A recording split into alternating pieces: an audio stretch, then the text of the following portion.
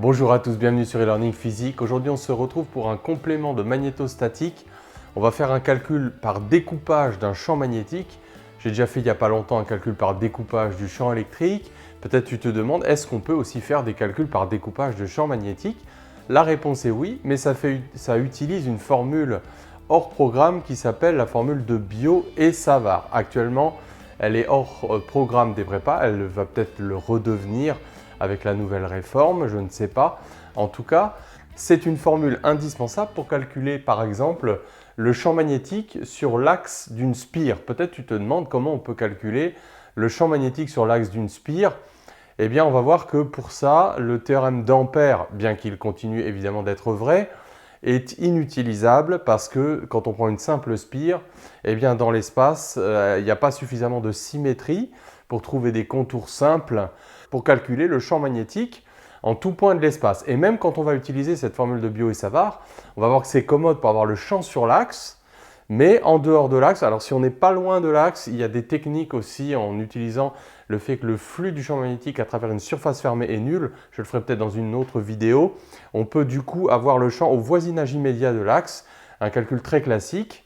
Mais sinon, eh bien voilà, c'est compliqué. Mais on va voir donc cette formule de Biot et Savart. Je vais essayer de faire une analogie également avec un petit peu l'électrostatique pour t'expliquer la philosophie de cette formule. Alors quand on est en électrostatique, on connaît le champ créé par une charge ponctuelle, Q sur 4pi epsilon 0, R carré, vecteur U du point P qui tient la charge vers le point M. Donc on regarde le champ créé par la charge Q en P au point M. Et cette formule de la charge ponctuelle est à l'origine de toute une série de calculs par découpage, puisque quand on a finalement une distribution linéique ou volumique ou surfacique, eh bien ce qu'on peut faire, c'est intégrer, c'est-à-dire calculer ce champ par superposition, comme étant la somme pour tous les points P appartenant à une distribution, donc soit volumique, avec une densité volumique de charge, dQ ce sera ρ dτ, ou lambda dl pour une charge linéique comme j'ai fait dans cette dernière vidéo d'électrostatique. Donc voilà, ça c'est le calcul par découpage. Alors comment est-ce qu'on peut faire quand on a un champ magnétique qui est créé par des courants, un calcul par découpage? Alors pour ça, il faut connaître la notion d'élément de courant DC, de la même manière que dQ en électrostatique, la charge fixe est la source élémentaire du champ électrique. De la même manière, DC, l'élément de courant, est la source élémentaire du champ magnétique. Donc, cet élément de courant, par définition, donc il est en ampères mètres. Pour des courants filiformes, c'est IDL. On peut démontrer aussi, et je l'ai fait dans une autre vidéo, les sources du champ magnétique, que quand on a une distribution volumique, c'est JDTO. Quand on a une distribution surfacique, c'est JSDS. Bon, je ne vais pas m'étendre là-dessus. Bon, l'équivalence entre IDL et JDTO, ça c'est quand même intéressant. Mais je ne le fais pas ici, je te renvoie à cette vidéo de cours. Donc, ce qui va jouer le rôle de DQ, c'est DC, un élément de courant. Alors, bien sûr, un élément de courant ne peut pas exister seul, parce qu'un courant existe uniquement si on a un circuit fermé, c'est sous-entendu. Mais de la même manière que DE, c'était DQ sur 4pi epsilon 0 R carré, eh bien dB, indice P en M, donc l'élément, la contribution au champ magnétique total d'un élément de courant DC au point P, eh bien ce sera mu0 sur 4pi, donc ça c'est assez fréquent, 1 sur 4pi epsilon 0, l'équivalent c'est mu0 sur 4pi, dQ est remplacé par DC en P si on veut. Alors là il y a un produit vectoriel, U de P vers M, le vecteur unitaire, divisé par PM carré. Donc on voit que c'est une formule qui ressemble d'une certaine manière pas mal à la formule d'électrostatique, sauf qu'il y a un produit vectoriel, mais on a remplacé donc dQ par DC, et bien sûr, on va intégrer ça. Alors, le plus fréquent, c'est sur un circuit filiforme, et on va mettre un rond obligatoirement, puisque forcément, le circuit est fermé. Ça aussi, c'est peut-être une des différences avec l'électrostatique. L'élément de courant ne peut pas exister tout seul. La charge élémentaire pouvait exister toute seule, mais l'élément de courant, lui, il ne peut pas exister tout seul. Donc voilà la formule de Biot et Savart. Donc appliquée à n'importe quelle, on va dire, distribution de courant, sauf que j'ai quand même déjà sous-entendu qu'on était avec un courant filiforme. Donc le point P, ici, va se balader sur la spire. Il va falloir intégrer le long de cette spire. Alors c'est finalement une configuration qui ressemble en magnétostatique énormément à la dernière vidéo d'électrostatique que j'ai mis en ligne, où on a calculé sur l'axe d'un anneau chargé linéiquement uniformément. On a calculé le champ magnétostatique, électrostatique, pardon. Et donc là, on va calculer le champ magnétostatique sur l'axe de cette spire parcourue par un courant I filiforme et évidemment constant. En fait, c'est vrai quand même dans l'ARQP, dans l'approximation des régimes quasi permanents, cette loi, mais bon, allez, restons vraiment en statique. C'est déjà pas mal. Alors, il y a un secret dans tous ces calculs par découpage. Ce secret, c'est toujours le même, je l'ai déjà développé ailleurs. C'est il faut projeter avant d'intégrer. Autrement dit, il faut déterminer la direction du champ en M sur l'axe avant de se lancer dans le calcul par découpage, parce qu'il va falloir projeter avant d'intégrer, projeter le champ dB avant d'intégrer. Alors, regardons un petit peu. Concrètement, qu'est-ce que ça va être que cet élément DC? Eh bien, comme on a un courant filiforme, on voit que le petit vecteur tangent à cette spire, eh bien, sur le cercle de centre O de rayon R, c'est R dθ vecteur Eθ. Alors, j'essaye de faire un dessin en perspective, mais en fait, le vecteur Eθ, il vient vers nous, là, il transperce le tableau. On peut regarder donc la contribution dB, indice P en M, donc cette contribution de l'élément de courant. Donc, on va avoir I R dθ vecteur Eθ vectoriel U de P vers M sur PM au carré. Donc PM, c'est cette distance-là. Bon, j'ai fait exprès de prendre le vecteur Eθ qui est au sommet ici de la spire. J'aurais pu le prendre un peu partout ailleurs, mais c'est pour qu'on y voit mieux dans l'intégrale. Alors, donc comme tout produit vectoriel qui se respecte, dB va être à la fois perpendiculaire à Eθ, donc perpendiculaire à Eθ, ça veut dire dans le plan du tableau, ça on s'y attendait, et puis U de P vers M, donc c'est ce vecteur unitaire, U de P vers M, donc eh bien, on voit que dB va être perpendiculaire à ces deux vecteurs. Donc R dθ, U de P vers M, ça fait une contribution dans ce sens-là. Alors, avant même de calculer finalement cette contribution, il faudrait déjà déterminer la direction du champ en M par des recherches de plans de symétrie ou d'antisymétrie. Donc là, je te rappelle les propriétés du champ magnétique, c'est entre guillemets le contraire du champ électrique.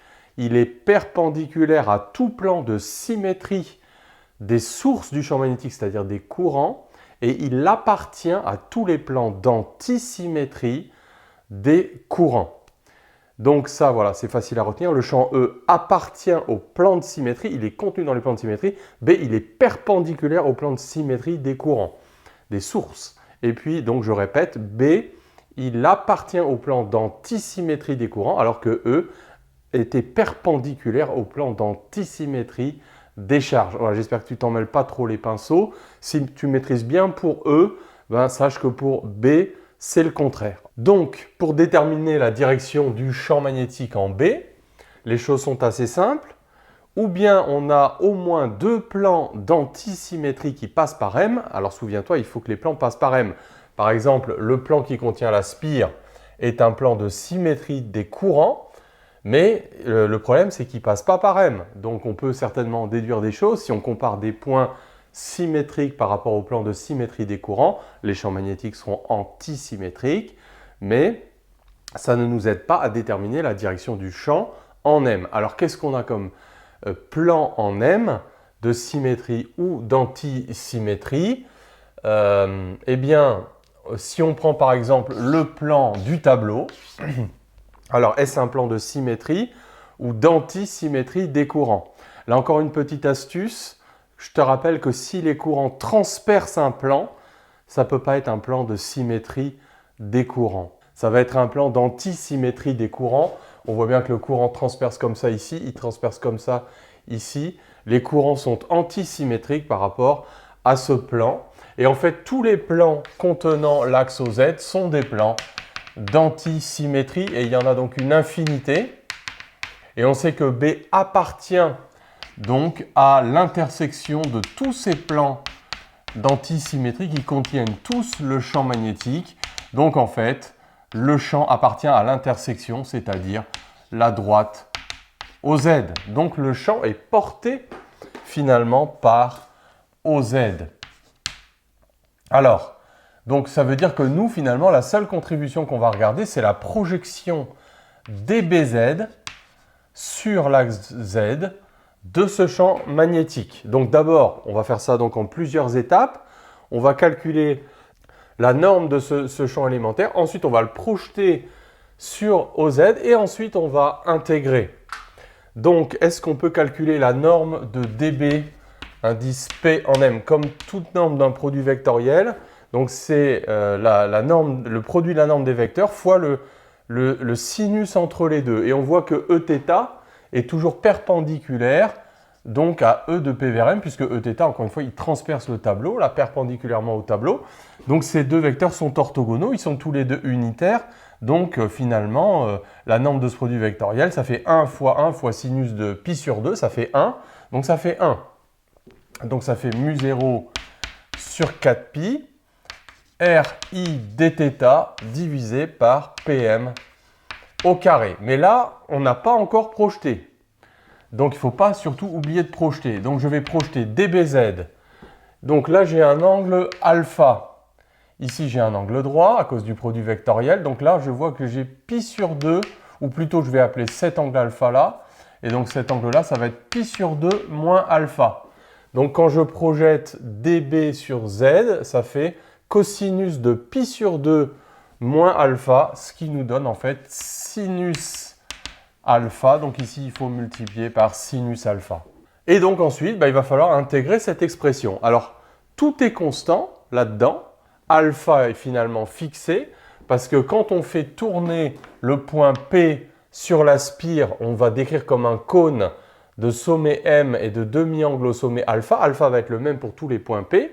La distance PM également, puisque le point M est sur l'axe de la spire, donc la distance PM est la même pour tous les points P. Donc finalement, tout est constant et il n'y a qu'à intégrer selon θ. Donc on va faire tout le tour. Et donc on aura BZ en M, et c'est même une mesure algébrique. Donc c'est mu0 sur 4pi, RI, donc 2pi, sinus de alpha sur PM au carré. Alors la tradition, c'est de ne pas laisser ça comme ça. On va voir comment on le transforme en exprimant le sinus de alpha dans le triangle OPM, donc qui est rectangle ici en O. Sinus de alpha, c'est côté opposé, c'est-à-dire R sur PM. Donc ça, c'est R sur PM. Donc là, on récupère un PM au cube. Et donc, on voit que finalement, qu'on pourrait récupérer pratiquement un sinus cube alpha à condition donc de multiplier par R et de diviser par R. On a aussi simplification par 2pi. Donc BZ en M, c'est mu0 I sur 2R sinus cube alpha. Et voilà, souvent, voilà comment on met ce résultat-là.